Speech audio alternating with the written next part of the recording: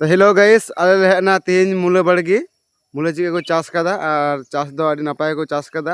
आमी पे नेल नाम दा मूले दा हो भागी के दाव कना नोंडे दा नोटा दा तुड़ी को एर कदा और मने हुयुक कना नुई होड़ाक गे मूले बड़गी कना बेंगाड़ को रहोय गे सेता सेता ले नाम कदिया अच्छा नुई ले कुली जुतिया नोआ मूले बड़गी दो आयाक कना से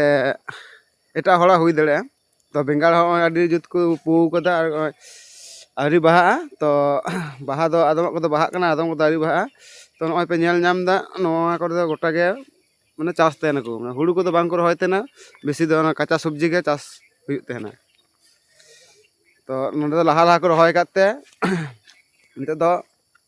तड़ाव तड़ाव को हां बांग को तड़ाव कदा तो तड़ाव लगी को चेष्टायदा तो पे नेल नाम दा नोंडे दारी को हो साकाम को इयो कना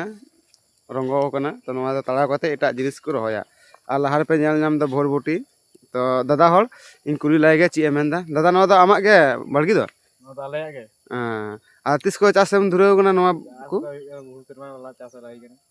बहुत सेरमा खम चास तेना आ लाभ दो मोटामुटी भागी गयो लाभ दो भाले गे और आपे सुर नोआ का हाट रे पे आखरिया से नोंका आतु तुम आखरि तेना आतु आते के आड़प रे माने आड़प रे मिदि रुका अच्छा और आड़ा बड़गी मेना तमा से नोआ गे मिटटें गया बड़गे दो बिना गया जेल आनंद करे गोटा बड़गे बिना अच्छा तो नुई दादा कुली किदिया आदि सुंदर लई किदा जे नु भागी गे चाष बड़ाय तहेना और नोआ चाष दे नोआ चाष कोते भागी गे इनकाम हुई तहन गया तो ओय भोरबुटी हो रहोय कदा तो भोरबुटी बो नेल नाम दा तो नोआ दो आदि लाहारे रहोय कदा तो नितो दो सेरकम दो जो दो बानुआ तो नितो हा बाहा कान गे जो कान गया तो नोआ दो नितो बाय जतन दा आरो होयतो एटा सरे रहोय कदा ओना खातिर ते नोआ दो बाय जतन दा तो